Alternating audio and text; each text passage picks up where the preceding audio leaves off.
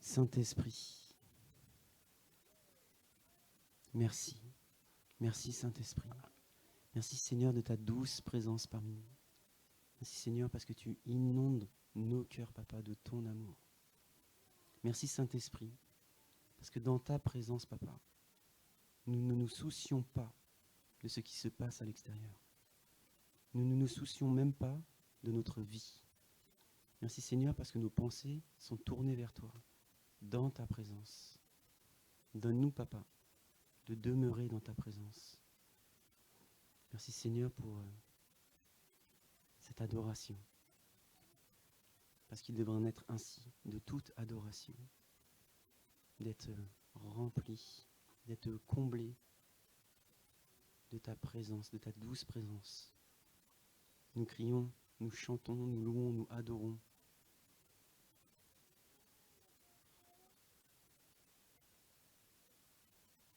Que nous voulons ressentir ta puissance.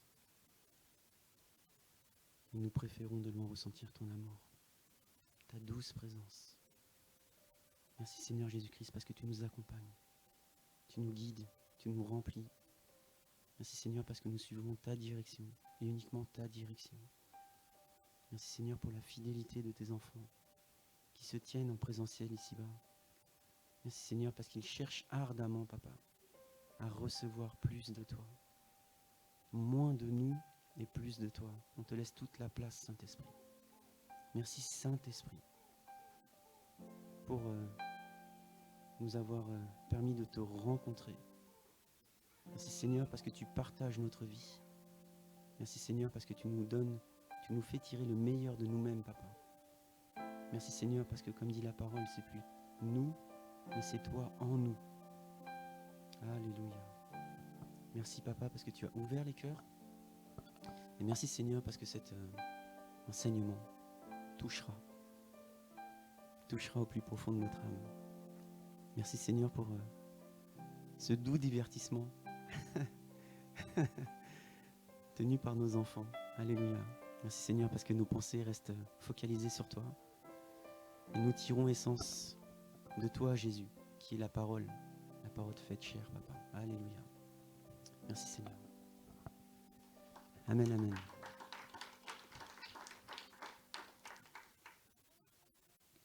Aujourd'hui, on va parler du sanctuaire.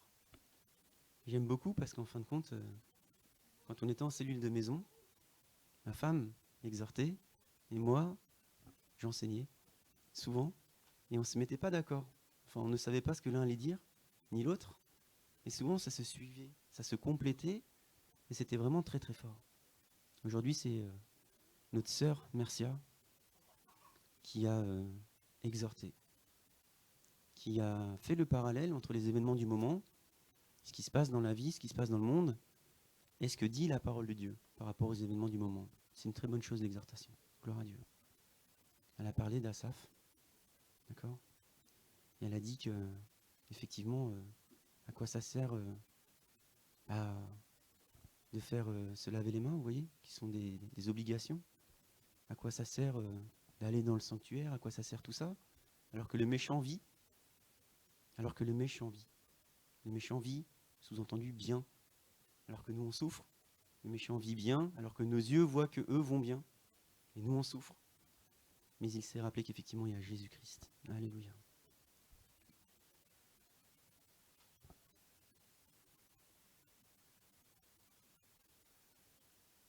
Je relis dans Asaph, il était écrit « Ainsi, l'orgueil leur sert de collier, psaume 73, et la violence est le vêtement qui les enveloppe.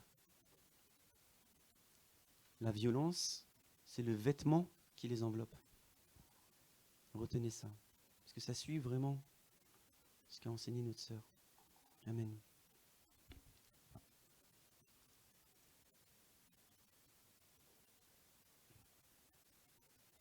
Ok, donc aujourd'hui on parle du sanctuaire. Le sanctuaire, ok. Le sanctuaire, dans la parole de Dieu, dans l'Ancien Testament, c'est ce que Moïse a vu durant son jeûne, si je puis dire. D'accord ? 40 jours d'intimité avec le Seigneur, en tête à tête. D'accord ? Et à l'issue des 40 jours, on est d'accord ? 40 jours, ça marque. Ça marque.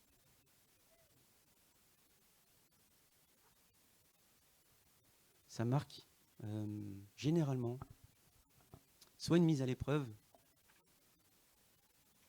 soit un test.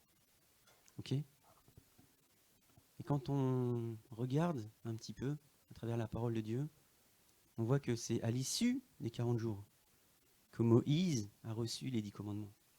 Il n'a pas reçu le premier jour, puis le deuxième jour, puis au bout de 20 jours, il avait déjà fait 5 commandements, etc. etc. À l'issue, d'accord, des 40 jours, il a reçu la tablette écrite du doigt de Dieu, si je puis dire. Et en descendant, vous savez comme moi, il a entendu un bruit. Il a vu les Israélites.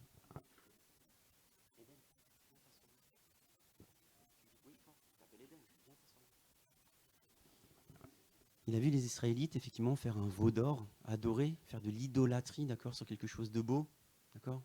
Tout à l'heure on parlait de la Fashion Week. Tous nos regards sont tournés vers quelque chose d'admirable, de grandiose aux yeux du monde, d'accord. Et qu'a fait Moïse, rappelez-vous? Qu'a fait Moïse en descendant du mont Sinaï, après avoir reçu? Alléluia. Il a pris les 2 tablettes de la loi qu'il a écrites, dans laquelle il est écrit: tu n'adoreras pas d'autres dieux. D'accord ? Il allait les donner aux Israélites. Que se serait-il passé s'il avait donné les tablettes de la loi aux Israélites à ce moment-là? Regardez comment il a réussi l'épreuve. Regardez comment il a réussi le test.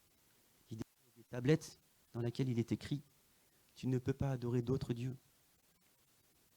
Et en descendant, il voit tout son peuple, Aaron, le sacrificateur, adorer un autre Dieu, se constituer un autre Dieu, un Dieu égyptien, un Dieu qu'il a hérité. Imaginez un instant, il serait descendu et aurait vu ça. Tout le peuple serait mort. 3000 en sont morts, mais là tout le peuple serait mort.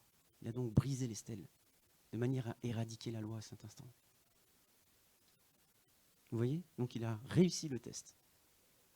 Il a réussi le test, parce qu'il a sauvé le peuple, en brisant les pierres. S'il n'avait pas brisé les pierres, il aurait fait appliquer la loi dès ce premier instant. Et tout le monde serait mort. Ok ? On parle aujourd'hui du sanctuaire. Et le sanctuaire a été également reçu durant ce jeûne, durant ces 2 jeûnes, durant ces 2 rapprochements avec l'Éternel Yahweh.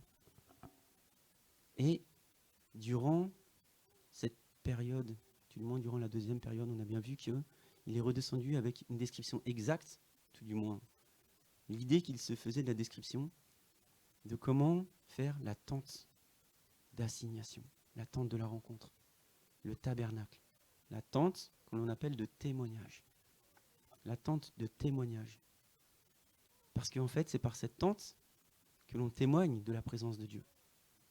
La nuée monte et descend dans la tente de témoignage. Okay ? C'est vraiment de cela qu'on parle. La première fois qu'on voit la notion de témoin,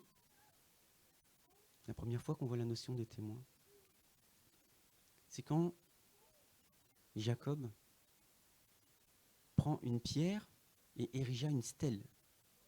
Il prend une pierre, il érige une stèle, parce qu'il conclut un pacte avec celui qu'il rencontrait. Okay ? Il dit maintenant, viens, concluons toi et moi une alliance, qu'il y ait un témoin entre toi et moi. Et Jacob prit une pierre et l'érigea en stèle. C'est ce que fait Jacob en faisant la notion de témoin. Cette notion de témoin, on l'a dit, c'est ce qui est tiré de la notion de témoignage. D'accord ? Donc, quand il veut témoigner, il crée un autel, il crée une stèle, d'accord? Et cette stèle, il l'érige, il l'élève, il la dresse. Comme nous, quand on dit « Je t'élève, Seigneur Jésus ». Et on se dit, quand on le chante, vous savez comme moi, la louange, c'est souvent un problème pour moi. Je t'élève, Jésus, je t'élève. Quand on dit « Je t'élève », on pense « J'élève la voix ». Quand on dit « Je t'élève », on dit « Tiens, je vais le placer avec mes petits bras encore plus haut, sachant qu'il est dans le cieux des cieux. » Okay. Quand on dit « Je t'élève », on ne comprend pas, tout du moins on a du mal à comprendre que quand on chante ça, on l'élève dans notre cœur. On le met plus haut que nous-mêmes. On le met en premier de toutes nos pensées, de toutes nos sensations, de tous nos sentiments. C'est d'abord Jésus. Comme Jacob a pu faire en élevant une stèle, en positionnant quelque chose qu'on voit de loin. Moïse lève le bâton. Il l'élève. Il le met bien haut, que tout le monde voit. Et la mer Rouge s'ouvre.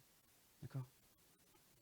Et quand Josué était amené à combattre contre les Amalécites, il s'était passé quelque chose de formidable. C'est que quand Moïse avait la main en l'air, alors Israël gagnait. Mais dès que Moïse baissait sa main, alors Israël était sur le point de perdre.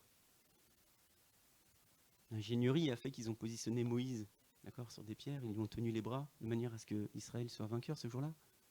Et c'est pour montrer qu'on élève, d'accord ? On élève.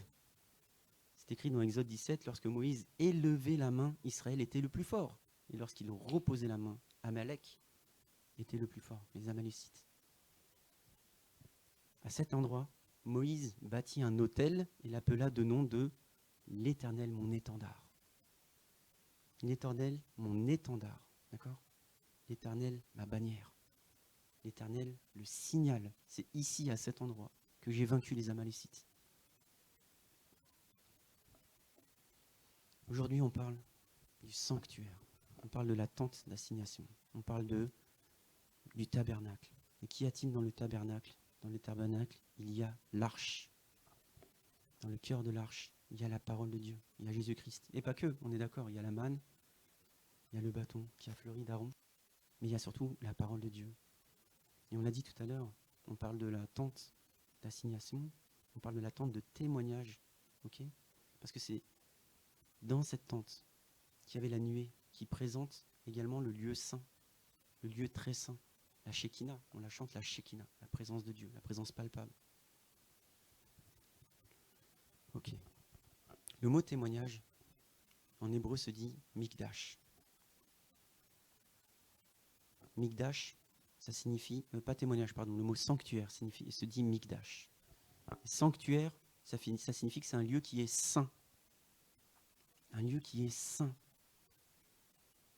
Un sanctuaire qui a été mis à part pour le Seigneur. Il est saint, d'accord ? La présence divine est dans le lieu qui est saint, dans le sanctuaire. Exode 25:8, l'Éternel dit « Ils me feront un sanctuaire et je demeurerai au milieu d'eux. » Ils me feront un sanctuaire et je demeurerai au milieu d'eux. L'ancienne alliance. Il fallait qu'on fasse. Il fallait qu'il y ait une œuvre. Il fallait qu'on bâtisse. Il fallait qu'on montre. Il fallait qu'on démontre. Et ça a conduit à leur perte. Effectivement, quand il dit « ils », ce sont tous ceux qui sont appelés. Il a appelé son peuple à lui bâtir, d'accord, un sanctuaire, un endroit saint, un endroit mis à part, dans lequel il y avait sa présence, d'accord ?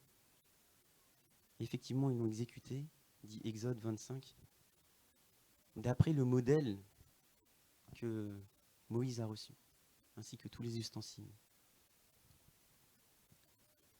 Ils me bâtiront un sanctuaire.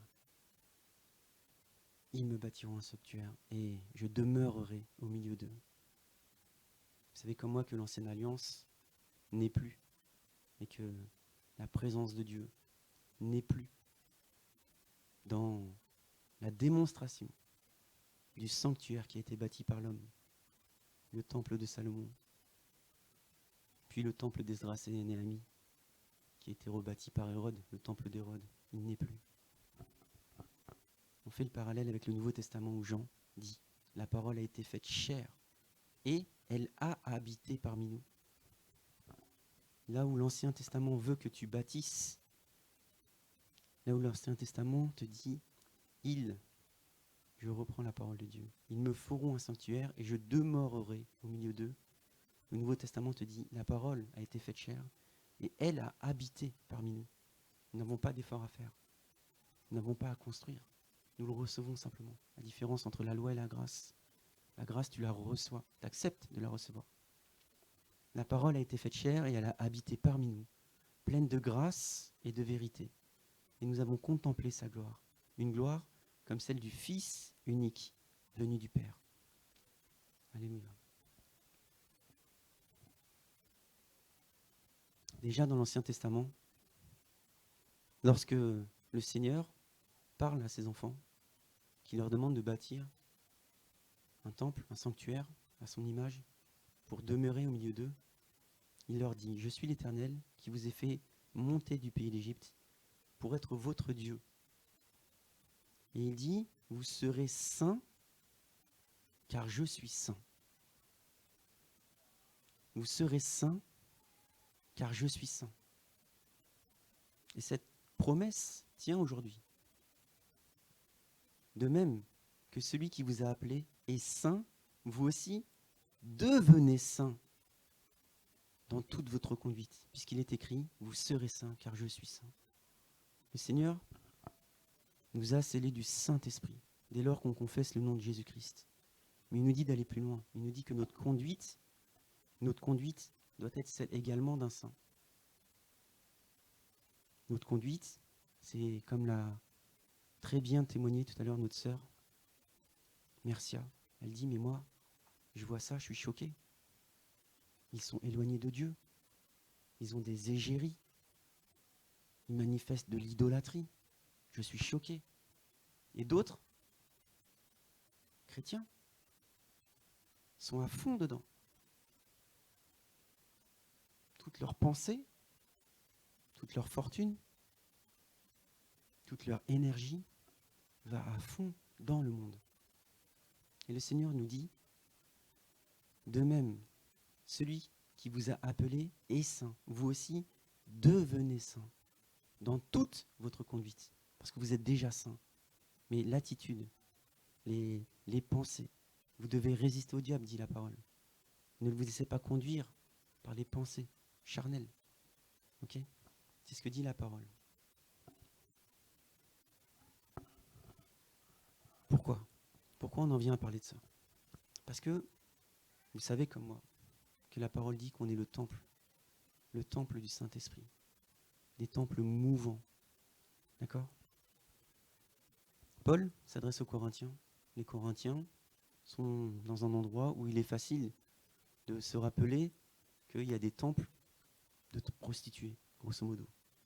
Et que donc, on a vite fait de continuer de salir, de souiller son corps. Parce que c'est comme ça. Et Paul, qui est Paul, leur dit « Allez demander pardon ». Non, il ne dit pas ça. Il dit « Ne savez-vous pas que vous êtes le temple de Dieu ?» Il n'accuse pas.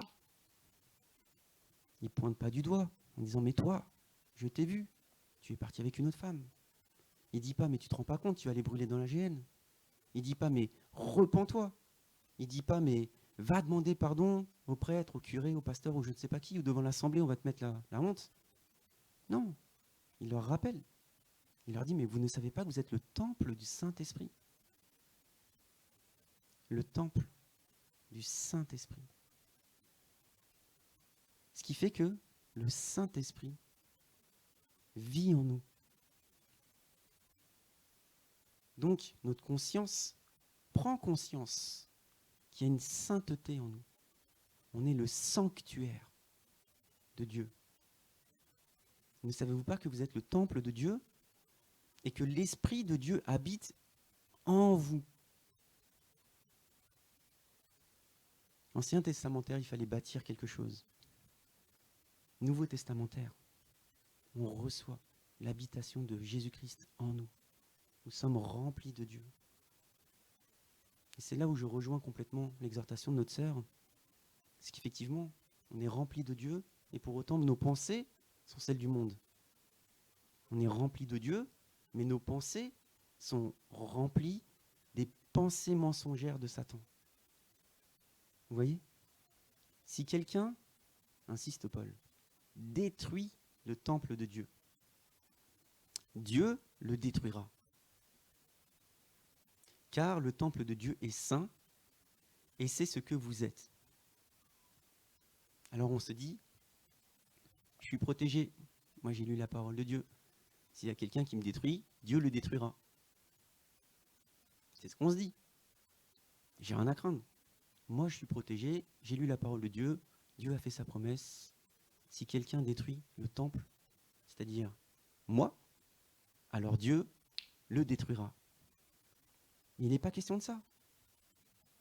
Paul parle aux Corinthiens, il leur dit, mais vous ne savez pas que vous êtes le temple du Saint-Esprit ? Ne détruisez pas le temple du Saint-Esprit vous-même. Il n'est pas question de te faire détruire à coups de bombe atomique. Il est question que toi-même, tu enlèves pierre par pierre le temple du Saint-Esprit jusqu'à le laisser s'échapper, jusqu'à ce que toutes tes pensées soient omnubilées par de l'idolâtrie. Par de l'idolâtrie. À commencer par moi-même. La semaine dernière, on avait enseigné me, myself and I. Moi, moi et moi. Moi, moi et moi. Il n'y a que moi. Je veux que recevoir. C'est de l'idolâtrie. Et c'est vrai, c'est de l'idolâtrie. On s'idolâtre beaucoup. Donc, cette parole est mal comprise. Il est question ici, si quelqu'un détruit le temple de Dieu, Dieu le détruira. Ça fait mal. Pourtant, on est dans la grâce. Mais on a déjà parlé peut-être d'hyper-grâce.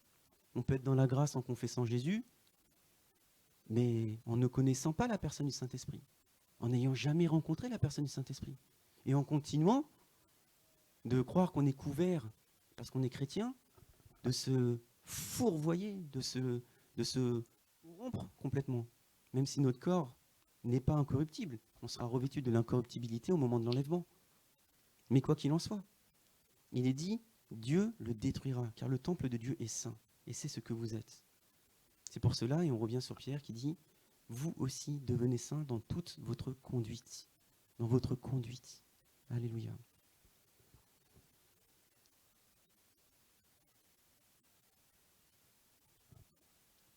On continue un peu plus loin. Je veux qu'on désamorce la main de la religion sur beaucoup de versets qui sont très mal compris.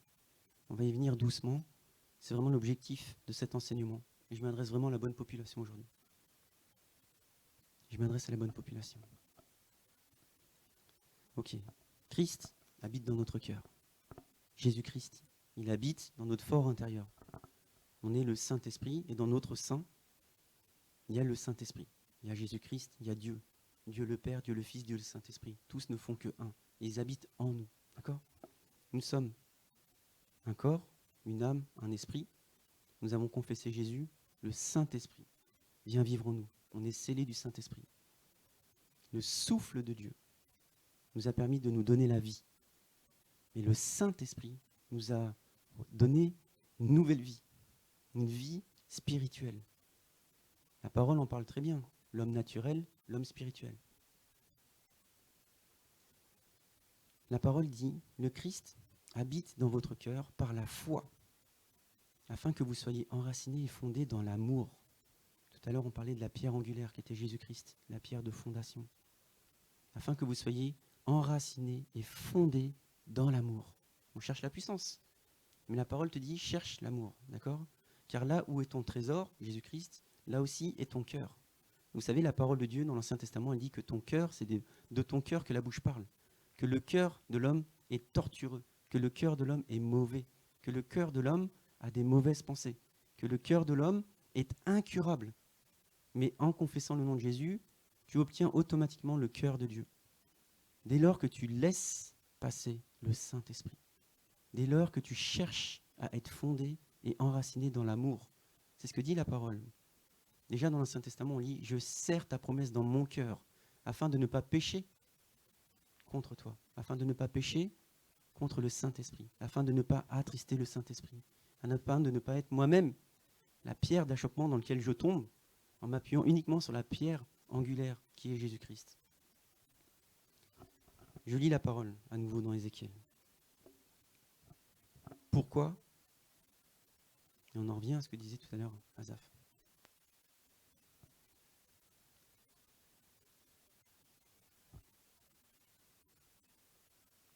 Non, je suis dans Matthieu. Dans Matthieu, il est écrit « Pourquoi tes disciples transgressent-ils » Pourquoi, il parle à Jésus, tes disciples transgressent-ils la tradition des anciens, car ils ne se lavent pas les mains quand ils prennent leur pain. Pourquoi tes disciples se tiennent-ils comme cela? Pourquoi tes disciples vivent librement en fait, comme nous on vit librement? Pourquoi on ne s'appuie pas à suivre les traditions humaines, la doctrine enseignée, dans laquelle tu dois faire semblant de te tenir bien devant Dieu, dans lequel on dit fais semblant de tenir bien quand tu viens à l'église. Parce que c'est tout le problème. Parce qu'on voit l'église comme étant le tabernacle. La dernière fois, j'ai rigolé, je me tenais ici même. J'ai dit, il y a la présence de Dieu ici. Et tout le monde s'éloigne. Et on l'a encore vu, Charlotte, elle a dit, venez un peu plus près quand même, approchez-vous. Présence de Dieu, tout le monde s'éloigne. Et j'ai dit, si ici il y avait un paquet de billets, tout le monde viendrait. L'idolâtrie. Télévision gratuite, tout le monde débarque. Regardez les grands supermarchés. Un grand supermarché, c'est les soldes, il y a des télés à moins 70%, les gens se battent pour rentrer le premier sous le rideau de fer. Ils se battent. Regardez dans le supermarché la présence de Dieu. On n'a jamais vu si peu de monde. La présence de Dieu, on doit venir la prendre. Sauf que la présence de Dieu, elle est en nous. Et c'est en cela qu'on ne comprend pas la vie. On croit qu'il faut se tenir bien à l'église. On croit qu'il faut se tenir bien à l'église. On le croit. Je parle à mon fils. On croit qu'à l'église, il y a un jugement. On croit qu'à l'église, on vient parce qu'il y a Dieu. Mais c'est vrai. Donc dans la rue, là, on crache par terre, on parle mal, on appelle, on est distrait, on regarde YouTube, on n'en peut plus et tout. Puis on s'approche de l'église, on commence à marcher à peu près correctement, on change de discours. Bonjour monsieur, bonjour. Alors que tout à l'heure, on était en train de courir comme ça et tout. La vie, on court. Et là, on arrive près de l'église, on commence à marcher comme ça. Ah, oui, bonjour monsieur, je me tiens bien. Je m'habille bien, ça ne débordera pas. Et on rentre là à la porte. Bon, notre église, elle n'est pas très belle. On imagine. Enfin, quand je dis pas très belle, c'est mal disposé. On imagine une belle nef et tout, on rentre. Et alors, on se tient de mieux en mieux. Et plus on s'approche du lieu très saint, et puis là, on tire révérence. Ah, c'est le lieu très saint, attention. On en a vu ramper jusqu'ici. On en a vu ramper jusqu'ici. Vrai? Ramper.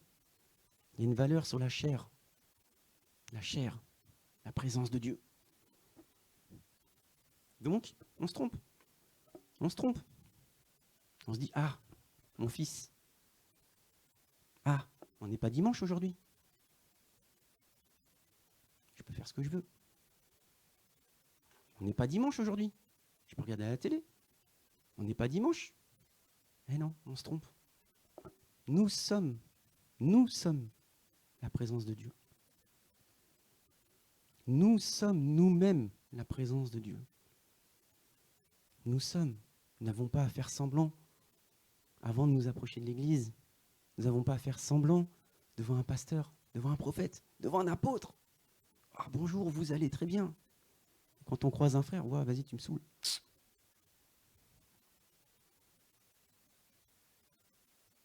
C'est tellement la vérité. Je ne suis pas en train de mentir, hein. C'est la vérité. Il y a plus de respect pour son patron que pour son frère.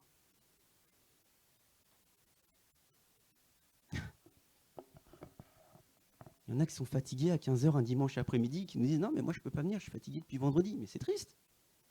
Qu'est-ce que c'est que cette affaire? Non, mais tu comprends, depuis vendredi soir, je suis fatigué, donc à 15h dimanche, je sais que je ne pourrai pas venir. On a mis exprès le dimanche après-midi, justement, pour que les gens viennent. Pour éviter d'avoir à se lever tôt, le dimanche matin. Pour éviter la vieille excuse. Ah non, je peux pas, je suis fatigué, hier j'ai fait la Java. Mais t'as fait la Java? T'es le temple du Saint-Esprit? Ah oui, mais on n'est pas dimanche, donc ce samedi soir, moi, c'est la fiesta, quoi. Ok.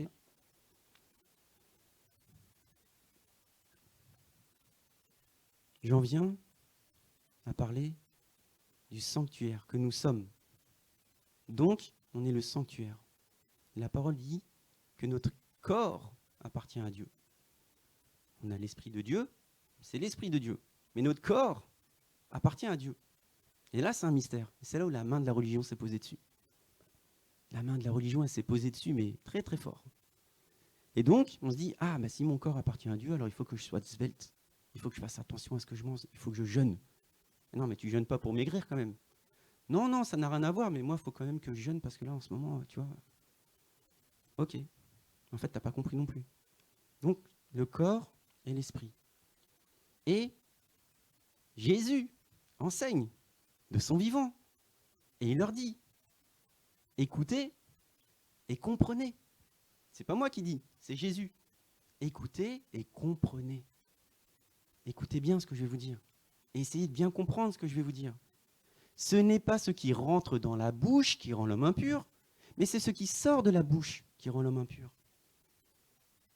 Donc c'est pas parce que tu vas t'abstenir de manger que tu vas devenir pur, puisque tu es déjà saint et rempli du Saint-Esprit.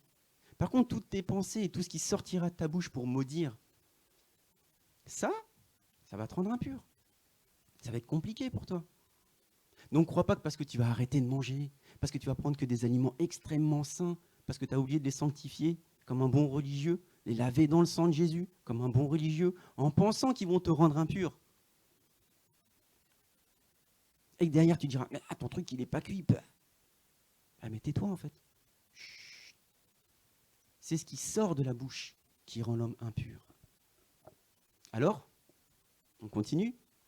Les disciples s'approchèrent de lui et lui dirent, sais-tu que les pharisiens ont été scandalisés d'entendre cette parole? Aujourd'hui, sais-tu que les pentecôtistes ont été scandalisés d'entendre cette parole? Tu te rends pas compte? Comment ça on peut boire de l'eau? Comment ça on peut manger du boudin noir? Comment ça? Et il les répondit, toute plante qui n'a pas été plantée par mon Père Céleste sera déracinée. Laissez-les, ils sont des aveugles qui conduisent d'autres aveugles. Si un aveugle conduit un aveugle, ils tomberont tous les deux dans une fosse. Alléluia. Mais c'est pas fini. C'est pas fini. Parce que les disciples disent, mais attends, tu peux quand même nous expliquer la parabole là, parce que moi j'ai pas compris. Et Jésus leur dit, vous aussi, êtes-vous sans intelligence au point de ne pas comprendre ce que je viens de dire? Vous comprenez pas ou quoi? Vous avez été éduqués pendant des années à ne pas manger de porc. Et moi je vous dis que c'est pas ne pas manger de porc qui vous rend impur. Nous avons été éduqués pendant des années à sanctifier, laver, purifier tous les aliments qu'on mange, à ne pas manger d'aliments pendant des années, comme si ça allait nous purifier. Et lui, il te dit, mais moi, je t'ai déjà lavé, je t'ai déjà purifié, je t'ai déjà sanctifié dans le sang de Jésus. Qu'est-ce que tu as besoin de conduire encore des jeunes dans ton église? Qu'est-ce que tu as besoin d'encore conduire des qualités comme pas possible dans ce qui rentre dans ton corps, alors qu'il ne s'agit pas du tout de ça? Donc, ils disent, vous êtes sans intelligence. Et il continue. C'est ce qui sort de la bouche qui provient du cœur. Ce qui sort de la bouche provient du cœur. Et c'est ce qui rend l'homme impur. Donc ça n'a rien à voir avec ce que tu digères. Et c'est ce qu'il dit. Car c'est du cœur que viennent les mauvaises pensées. Et là, il énumère les meurtres, les adultères, les prostitutions, le vol, le faux témoignage, mensonge, le blasphème. Voilà ce qui souille l'homme. Il n'y a que ça qui souille l'homme. Ce qui souille l'homme, c'est les mauvaises pensées de nos cœurs. Mais manger, sans s'être lavé les mains, parce qu'il était question de ça, pour trouver de quoi dire contre Jésus, manger sans se laver les mains, cela ne rend pas l'homme impur. Alléluia. Alléluia. Vraiment, alléluia. Les mauvaises pensées, les meurtres, adultère. Et quand on dit adultère, on ne pense pas simplement que regarder un autre homme ou une autre femme. On pense à regarder une autre religion, un autre Dieu. On pense à regarder la Fashion Week et la mettre au-dessus de Jésus. Adultère que vous êtes. C'est ce que dit le Seigneur Jésus. Jacques insiste. Nous bronchons de plusieurs manières. On est tout le temps en train de râler. On est des Français, on râle, c'est normal. On a été éduqués comme ça. Il n'y a rien qui va. Trop de monde sur l'autoroute, c'est trop cher le péage. Là où je vais en vacances, ça coûte aussi trop cher. La nourriture n'est pas bonne, on râle. On est des râleurs. Nous bronchons de plusieurs manières. Si quelqu'un ne bronche pas en parole, c'est un homme parfait. Waouh, un homme parfait, qui n'a rien à redire. Qui bronche, mais capable de tenir tout son corps en bride, comme un cheval. Il y a un mort. C'est Jacques qui dit ça. Tu sais te taire, tu es un homme parfait. Dans l'Ancien Testament, on lit même le fou, quand il se tait, passe pour sage. Et nous, on est incapables de se taire, toujours en train d'avoir quelque chose à dire et redire sur tout. Il fait trop chaud, il fait trop froid, trop de lumière, pas de ces trucs, on n'entend pas ton son, machin, il n'y a rien qui va. Jamais.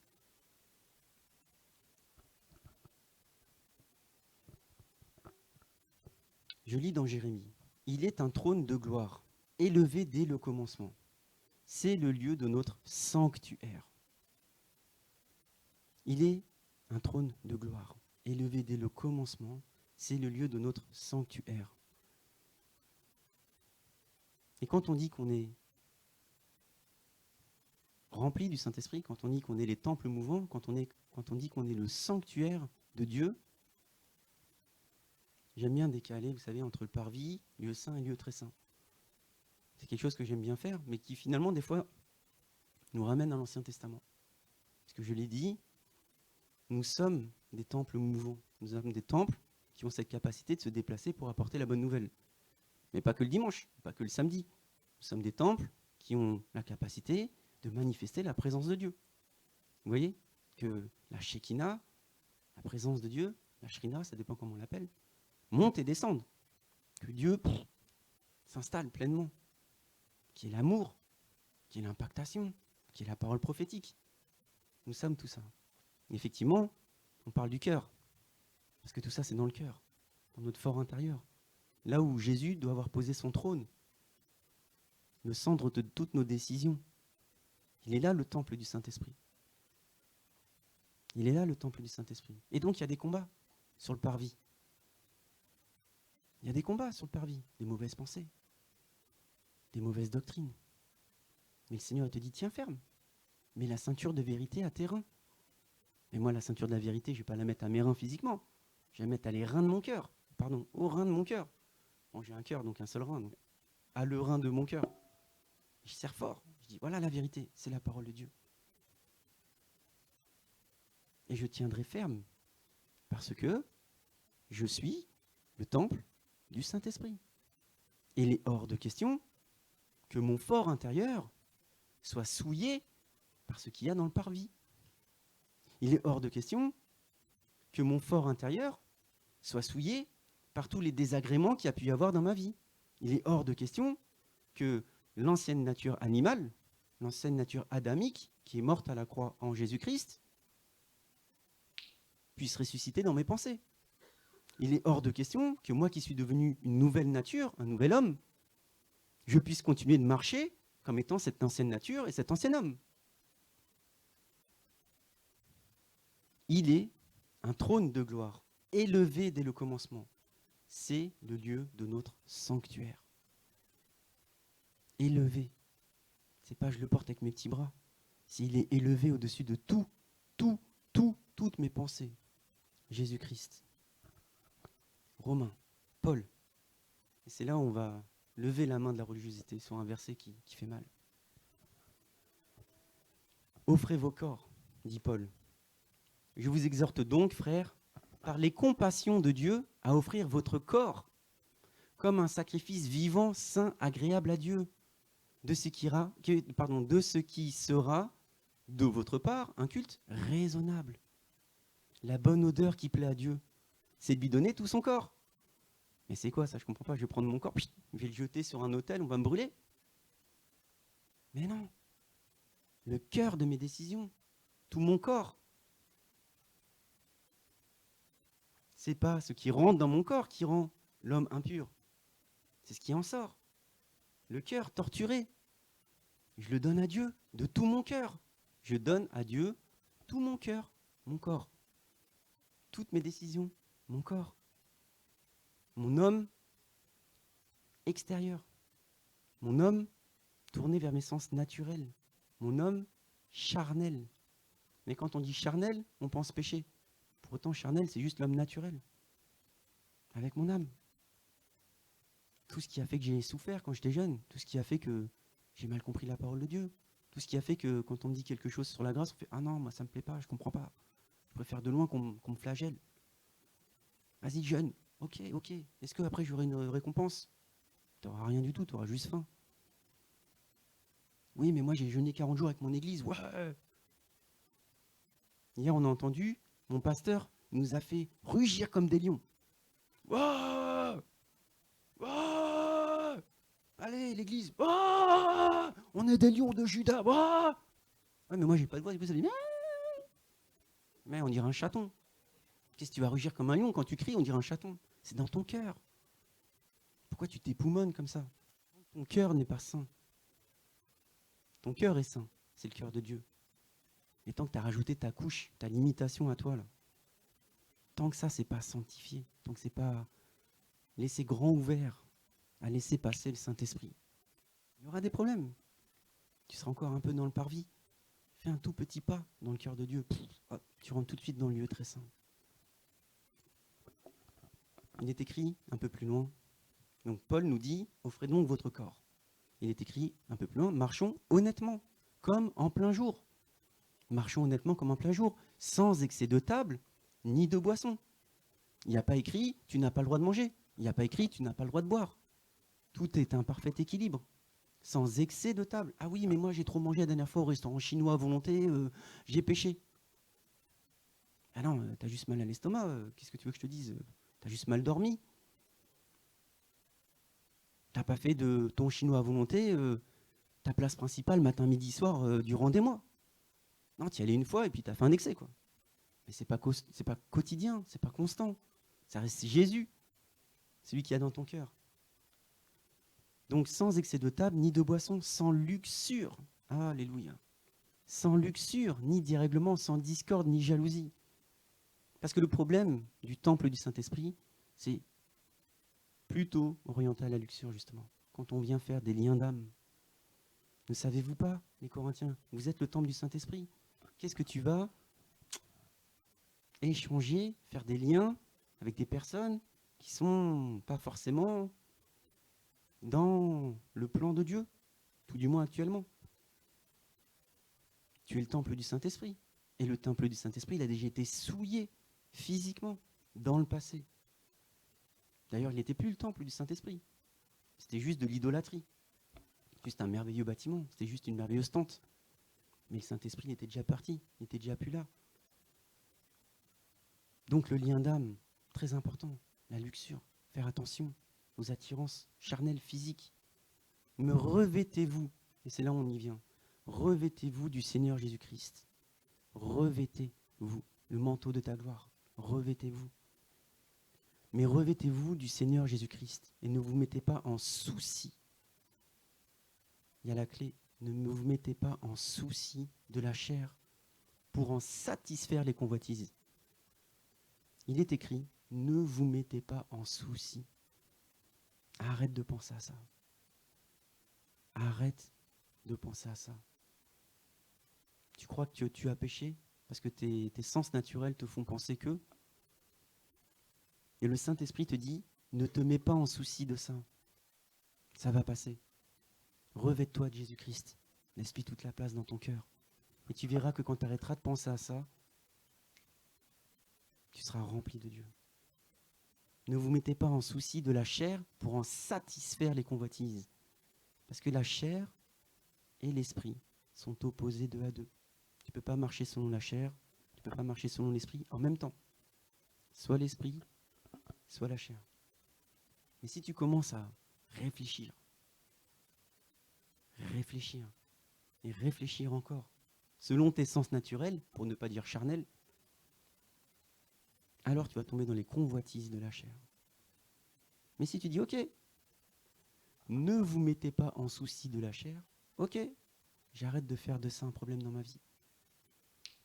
Alors vous marcherez par l'esprit, tout simplement. On était dans Romains 13. Et là, la main de la religion, au contraire, je traite durement mon cœur. Pardon, j'ai toujours du mal avec ça. Je traite durement mon corps et je le tiens assujetti, de peur, après avoir prêché aux autres, d'être moi-même disqualifié. Je traite durement mon corps, adepte du sport, parce qu'il parle de lutte, il parle de boxe, il parle de course. Et on entend souvent, oui, tu sais, la course, c'est pas le début qui compte, c'est une course de fond, il n'y a que la victoire qui compte. Ok. C'est-à-dire, je peux pêcher tout le début, puis tant qu'à la fin, j'arrive à la ligne d'arrivée, c'est réglé, quoi. Pas du tout. Il n'est pas question de corps physique. Il n'est toujours pas question de corps physique. Il est question de cœur. Je traite durement, on parle de Paul, imaginez, mais imaginez un instant. Paul, le pire de nous tous. Pourquoi je dis le pire de nous tous? Parce qu'il a tué la plupart d'entre nous tous. Si c'est pas vous, c'est vos parents. Ah vite, un chrétien. Pam, je le tue. Imaginez son corps, son cœur. Voilà. Imaginez son cœur. Je ne suis pas digne de recevoir. Imaginez les pensées. Comment Dieu a pu me pardonner? Imaginez un instant. Je vais hériter de la géhenne. J'ai tué, j'ai maudit, j'ai blasphémé. Imaginez un instant. Paul a des raisons de dire, je traite durement mon cœur, mon corps. Alléluia. Et nous, on pense, ah oui, il faut que je fasse du sport à outrance. Il faut que mon corps soit beau. Il faut que je sois un bel homme. Et on commence à devenir idolâtre. Le culte du corps. À l'inverse, je pêche. C'est ce qui s'est passé avant. Hein. Oui, hop, je me flagelle. Je traite durement mon corps. Ah oui, ça fait mal quand même. Vous voyez à quoi on en est rendu? La main de la religion quand elle se pose sur un verset. Fais taire ta chair. Vite, il faut que je jeûne. Bah jeûne. Et ta chair, c'est pas ton corps. Ta chair, c'est ton cœur. L'ensemble de toutes les décisions prises par ton cœur.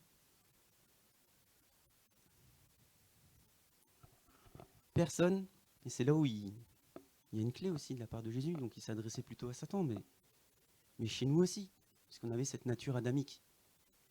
On était plutôt fils, dédié à la géhenne. Donc on va plutôt fils, promis au royaume. Personne ne peut entrer dans la maison d'un homme fort et piller ses biens sans avoir auparavant lié cet homme fort, alors il pillera sa maison. Si notre cœur n'est pas accessible par nos pensées, si on est encore envahi par des mauvaises pensées, alors on prend la force de Jésus-Christ, du Saint-Esprit. On prend, quand on vient puiser dans la présence de Dieu, le Saint-Esprit, un esprit de force et de puissance. Et on se laisse aller complètement pour réduire à néant cet ancien homme fort qu'il y avait en nous. Pour le réduire à néant. On appelle ça de la délivrance, peut-être. On appelle ça des limitations, peut-être. Ça serait que dans la présence de Dieu, l'homme fort, l'homme intérieur, il est anéanti dans la présence de Dieu.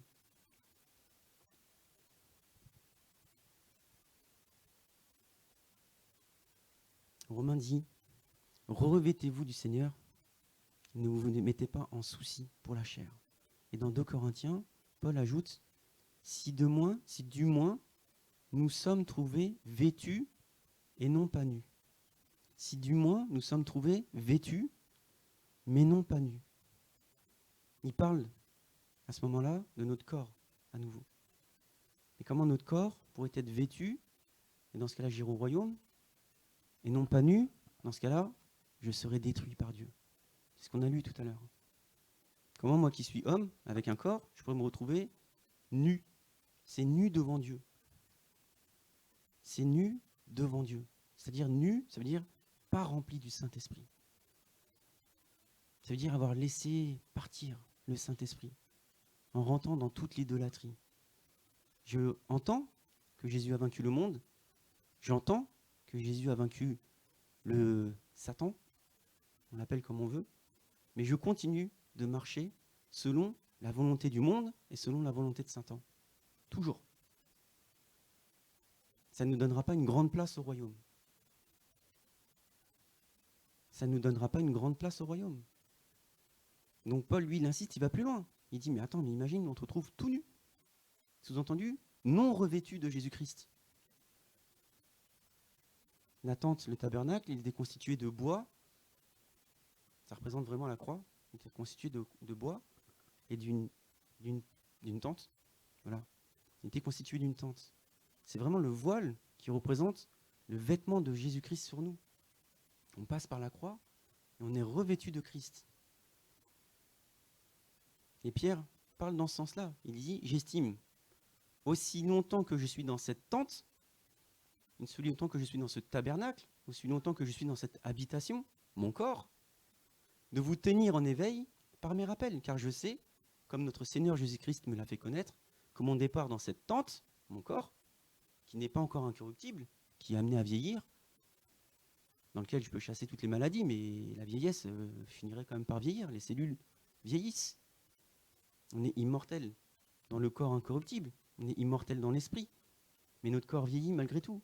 Donc Pierre annonce qu'il va bientôt partir, et il dit, aussi longtemps que je suis dans cette tente, je tiens à vous faire rappeler quelque part la parole de Dieu. Parce que c'est la volonté du Seigneur, qu'on proclame la parole de Dieu. La volonté du Seigneur, c'est qu'on se tourne vers notre prochain, et qu'on lui apprenne, qu'on l'enseigne, qu'on l'édifie, qu'on le fasse grandir. Pierre insiste. Et là, il parle des faux docteurs. J'ai pas envie d'aller là-dessus. Je n'irai pas là-dessus, pardon. Si, je vais aller là-dessus. Donc 2 Pierre 1,4, il est écrit. Ça commence dans 1 Pierre 1,2. Il dit, ils leur promettent la liberté afin qu'ils sont eux-mêmes, alors qu'ils sont eux-mêmes esclaves de la corruption. Car chacun est esclave de celui qui a triomphé de lui. Si tu donnes ton corps à Jésus et que Jésus a triomphé dans ton cœur, alors tu marches avec le Seigneur.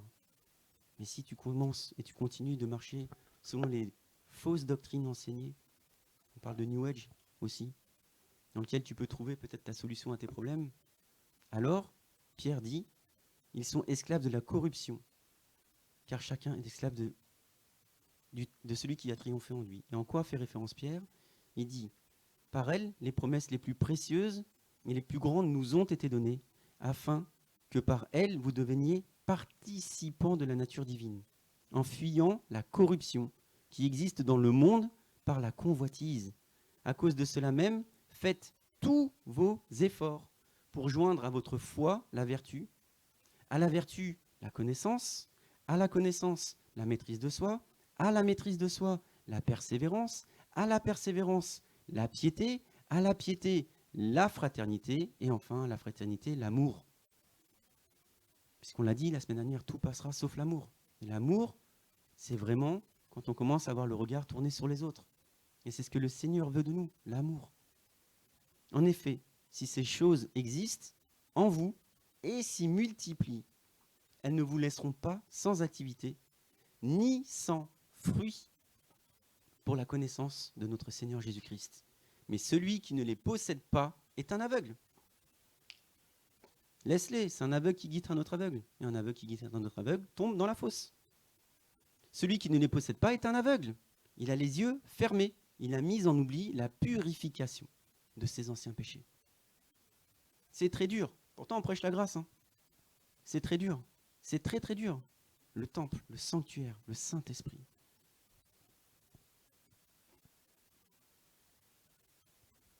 C'est très dur. C'est dur à dire. Mais il faut le dire, une fois, de temps en temps. On est dans Ésaïe. Car ainsi a parlé le Seigneur, l'Éternel, le Saint d'Israël. C'est dans le retour à Dieu que c'est dans le retour, à Dieu et le repos que sera votre salut.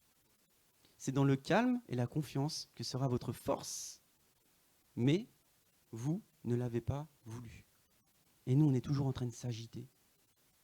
On est toujours en train de chercher. On est toujours en train de de forcer. Et l'Éternel, qui annonce Jésus à Ésaïe, il leur dit, le repos sera notre salut. Le repos sera ta guérison. Le repos sera ta vie en abondance. Alors maintenant, je peux accepter qu'on puisse me dire, bon, bah, écoute, dimanche 15h, je sais que je suis fatigué, donc je ne viendrai pas. Repose-toi. Il n'y a aucun souci. Mais si tu te reposes, parce que tu as trop travaillé pendant une semaine, H24, pour essayer de satisfaire un patron qui en a au-dessus de la tête et qui compte que sur toi, et alors tu as besoin de repos, c'est pas le repos de Dieu, ça. Le repos de Dieu, c'est pas le repos de je suis tellement fatigué HS que je m'effondre dans mon lit. Le repos de Dieu, c'est quand je ne me soucie pas de mes problèmes charnels, que je laisse le Saint-Esprit opérer la transformation de l'intérieur vers l'extérieur. De l'intérieur vers l'extérieur. Le sanctuaire, la Shekinah, qui tombe au milieu et qui jaillit. Je termine avec Ésaïe. Élargis l'espace de ta tente. Élargis l'espace de ta tente. Qu'on déploie les toiles de tes demeures. Ne les ménage pas. Allonge les cordages et affermis tes piquets. Et nous, notre tente, on laisse un tout petit espace à Dieu. On lui dit non, laisse Dieu rentrer. De toute son immensité. Et tu verras la vie autrement. Élargis l'espace de ta tente. Et non, moi je suis bien. Je suis bien dans ma souffrance. J'aime à dire, ah mais moi je souffre. Ça s'est arrangé. Non, non, moi je souffre. T'as pensé à Dieu? Non, mais prie pour moi. Mais prie toi. Ah non. Mais tu es le temple du Saint-Esprit. Laisse-lui la place. Il va régler tous tes problèmes. Élargis l'espace de ta tente. Ne sois pas limité. Ne laisse pas les barrières qu'on t'a imposées jusque-là te dominer. Laisse la place au Saint-Esprit. Laisse la place au Saint-Esprit. Laisse la place au Saint-Esprit. Tu es le temple du Saint-Esprit. Et quand tu reconnais que tu es le temple du Saint-Esprit, quand tu reconnais que Jésus-Christ a une place en toi et toi en lui,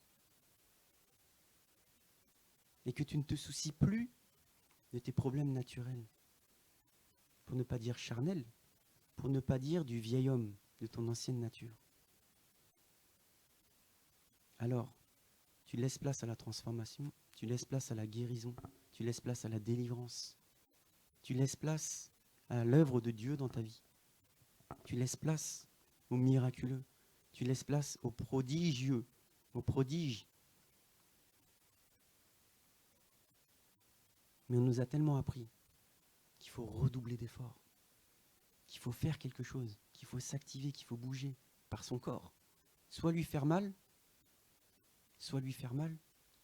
en arrêtant de le nourrir, en lui faisant faire des choses folles, en empêchant de dormir, veille de prière sur veille de prière sur veille de prière, lever 4 heures du mat pour prier mon Dieu, 4 heures de prière en langue tous les jours. Et on n'a jamais laissé la place au Saint-Esprit. Élargis l'espace de ta tente. Je vous encourage, d'ailleurs je vais vous le demander,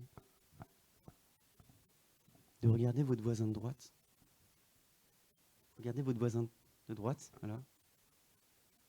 Tu peux me regarder.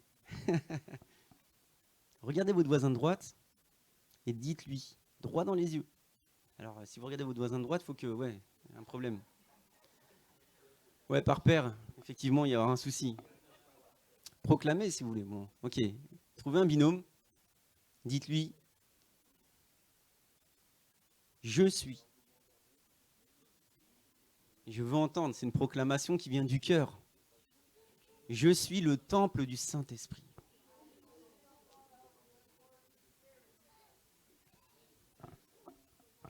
Changez de binôme et dites-lui bien dans les yeux. Parce que les yeux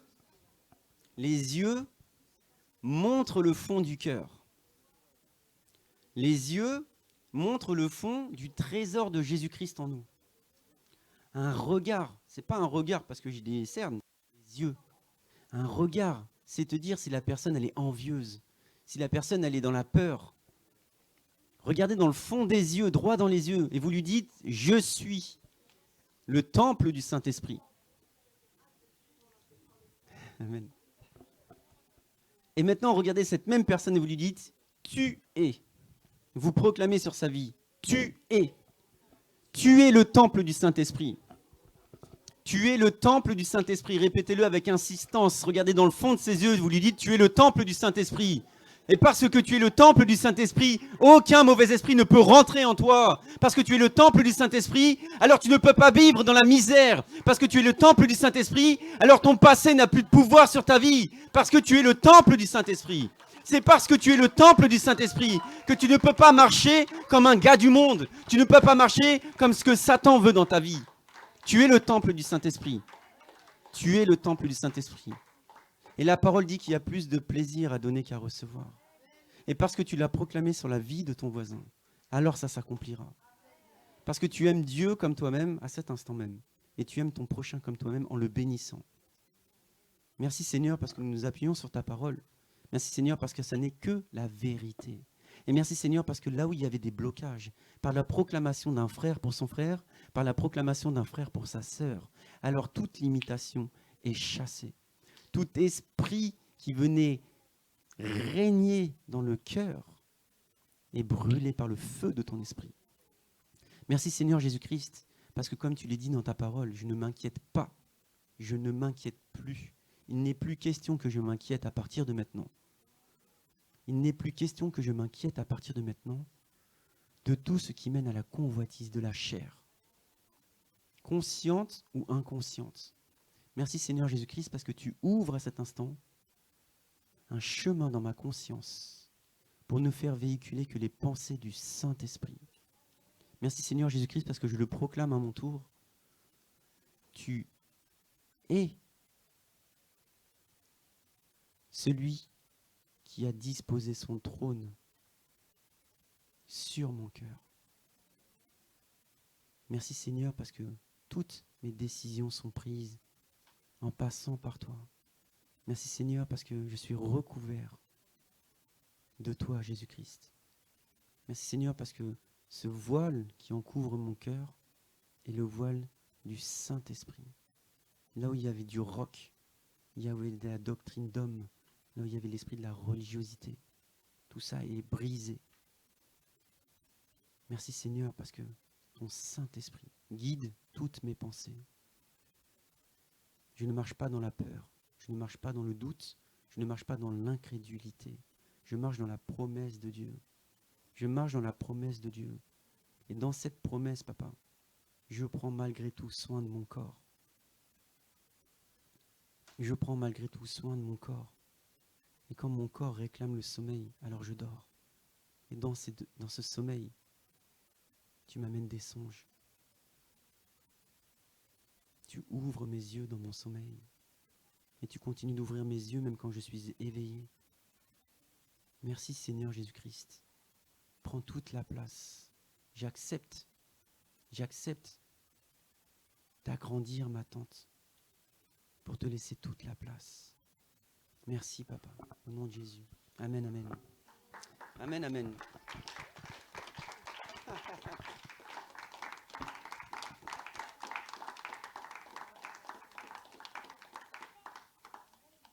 Amen. C'était pas évident, je l'avoue. C'était pas évident, mais c'était nécessaire. Parce qu'on marche trop dans ce que d'autres doctrines, j'ai envie de dire, essayent de nous enseigner. On marche trop dans la séduction, même s'il n'y a rien de séducteur quand on nous parle de la loi qu'on rajoute au-dessus, quand on rajoute la loi au-dessus de la grâce. Il n'y a rien qui permet de nous séduire. Mais comme on est des hommes qui ont obtenu leur liberté en Jésus-Christ, on a tendance à vouloir chercher un cadre. Vous voyez ? On a tendance à vouloir chercher un cadre, que quelqu'un nous dise quoi faire. Et le Seigneur, il te dit, tu es libre. Et tes quelques limitations qui t'empêchaient de marcher pleinement dans toute cette liberté, accepte. Accepte simplement de me donner tout ton cœur. Ne te retiens pas. Sois éperdument amoureux de moi. Livre-toi tout entier. Et tu verras. La parole dit tout est utile, tout est possible, mais tout n'est pas utile. Et tu feras que les bonnes choses, parce que tu ne seras plus attiré par ce que le monde a à te proposer. Tu ne seras plus attiré par la frayeur qu'on essaie de te mettre avec les attaques spirituelles. Tu ne feras plus du combat spirituel. Le fait de te lever le matin, je vais combattre. Mais tu cherches à combattre quoi ? Puisque tu as obtenu tout en Jésus-Christ. Si, sur les lieux élevés, sur le trône de gloire, tu vas combattre quoi ? Une moindre proclamation de ta bouche. Et tu déracines, comme Jésus, jusqu'aux racines. Tu tiens le figuier, tu le maudis. Le mauvais esprit est chassé. Ne t'inquiète pas de ça. Concentre-toi sur l'essentiel, c'est Jésus-Christ. Ne t'inquiète pas de ça. Ne t'inquiète pas.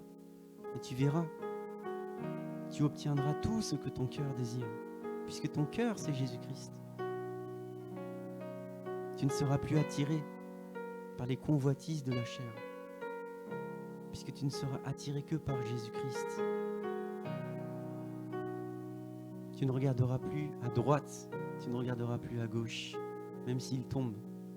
Tu regarderas la personne de Jésus-Christ. Et tu ne regarderas surtout plus jamais en arrière.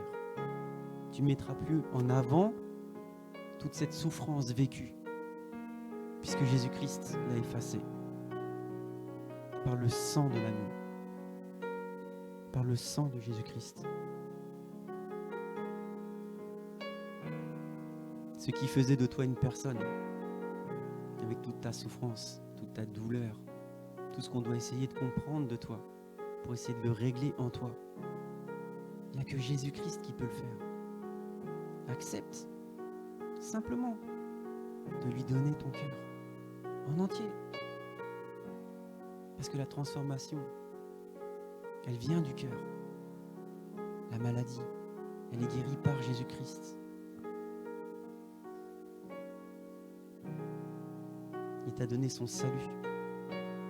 Il t'a donné la délivrance. Emmanuel. Il t'a donné la guérison. Il t'a donné la liberté. Profite de cette grâce et partage cette grâce. Alléluia. Amen.